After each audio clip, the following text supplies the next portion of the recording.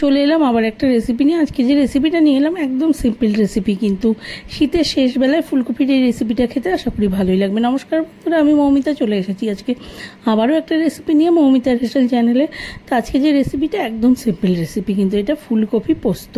কারণ এখন শীত প্রায় শেষ হতেই চলেছে, বলতে গেলে শীত আর নেই, কিন্তু আর এই সময় ফুলকপিটা খেতে কিন্তু আগের মতো আর ভালো লাগবে না। তাই আমি পোস্ত দিয়ে একটু ঝাল ঝাল করে করার চেষ্টা করলাম, যাতে একটু খেতে অন্যরকম লাগে আর ভালোও লাগবে আর কি। পোস্ত দিয়ে ফুলকপির টেস্টটা কিন্তু খুব ভালো লাগে সবার, গরম ভাতের সাথে গরম গরম খেতে ভালোই লাগবে। সেই জন্য প্রথমে আমি ফুলকপিগুলোকে, এই যে দেখতে পাচ্ছ, এইভাবে বড় বড় করে কেটে নিয়েছি। এটাকে ধুয়ে নিতে হবে, ধুয়ে নিয়ে কিন্তু এটাকে ভাপাতে হবে। এবং এখন ফুলকপি কিন্তু একটু বেশি সময় ভাপাতে হবে, আগে যেরকম অল্প ভাপালে হতো সেটা হবে না, কিন্তু ফুলকপিটাকে 5-7 মিনিট ভাপিয়ে নিতে হবে। কিন্তু ভাপানোর সময় কিন্তু আমি নুন দেবো না, শুধু হলুদ দিয়ে ভাপিয়ে নেব। আমার গলার অবস্থা এখনও খুব খারাপ, এখনও ঠিক হয়নি, সেই জন্য কথা বলতে একটু অসুবিধে হচ্ছে। সবাই কিন্তু একটু আমাকে প্লিজ ক্ষমা করে দিও, তোমাদের কাছে এইটুকুই আর কি চাইছি।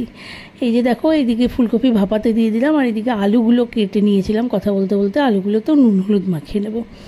নুন হলুদ মাখিয়ে রেখে দিলে আলুগুলো একটু নরম হয়ে যায়, খেতেও ভালো লাগে। সেই জন্য এদিকে ফুলকপি ভাপানো হয়ে গেছে, গিয়ে ফুলকপিগুলো আমি তুলে নিচ্ছি। ফুলকপিগুলো তুলে নিলাম, নিয়ে কড়াইতে দিয়ে দিলাম সর্ষের তেল। তেলটা গরম হলে এই ফুলকপিগুলোকে একটু লাল লাল করে কিন্তু ভেজে নিতে হবে। ফুলকপিটা একটু বেশি সময় ধরে ভাজতে হবে, কারণ এখনকার কপি ভালো করে না ভাজলে কিন্তু টেস্ট ভালো হবে না। যদিও পোস্ত দিয়ে করলে খেতে ভালোই লাগে, কিন্তু তথাপি বলবো যে একটু বেশি সময় ভেজে নিতে হবে আর একটু লাল লাল করে ভাজতে হবে। কিন্তু ফুলকপিগুলো ভাজতে ভাজতে আমি এদিকে পোস্তটাও বেটে নেব। আমি এই যে একটা বাটিতে 4 চামচ মতো পোস্ত নিয়ে নিয়েছি, চা চামচে। এটাকে একটু বেটে নিচ্ছি। প্রথমে একবার শুকনো ঘুরিয়ে নেব, তারপরে কাঁচা লঙ্কা দিয়ে কিন্তু ঘুরিয়ে নেব আরেকবার জল দিয়ে।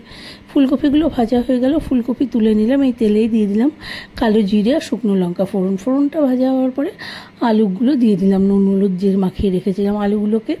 এবার একটু মিডিয়াম টু লো ফ্লেমে হালকা লালচে করে ভাজতে হবে আর কি। আলুগুলো হালকা ভাজা হয়ে গেলে গিয়ে আমি এর মধ্যে পোস্ত বাটাটা দিয়ে দেবো। কিন্তু পোস্ত বাটার সময়ই কিন্তু আমি কাঁচা লঙ্কা দিয়ে বেটে নেব। পোস্তটাকে বেটে নিয়েছি আর কি।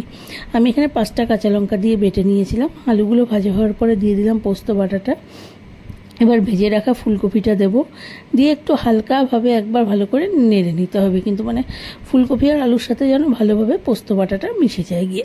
এরপরে এর মধ্যে আমি জল দেব। জল বলতে আমি যে মিক্সির জারে পোস্তটা বেটেছিলাম ওটাকে মানে ওই ধোয়া জলটাই ভালো দিয়ে দিলাম আর কি। দিয়ে আর প্রয়োজন হলে অল্প দিতে হবে, আমার একটু দরকার ছিল, আমি অল্প জল দিলাম। দিয়ে এবার পরিমাণ মতো নুন আর হলুদটা দিয়ে দিতে হবে। কিন্তু পরিমাণ মতো নুন আর হলুদটা দিয়ে প্রথমে মিডিয়াম ফ্লেমে 5 মিনিট মতো হতে দিতে হবে আর কি। তারপরে দরকার হলে একটু টানাতে হবে, যে যেরকম চান সেরকম আর কি। যদি কেউ একটু ঝোল ঝোল মনে রাখবেন তাহলে একটু ঝোল রাখবেন, আর আমি একদম শুকিয়ে নিয়েছিলাম, কারণ এটা শুকনো শুকনোই ভালো লাগে।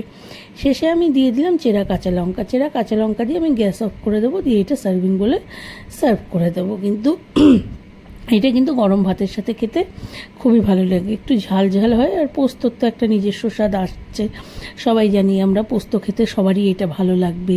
এই রেসিপিটা যেভাবে করলাম, আশা করি তোমাদের রেসিপিটা ভালো লাগলো। ভালো লাগলে লাইক করবে, শেয়ার করবে, কমেন্ট করবে। চ্যানেলটাকে সবাই প্লিজ প্লিজ একটু সাবস্ক্রাইব করে নিও। সবাইকে অনেক অনেক ধন্যবাদ।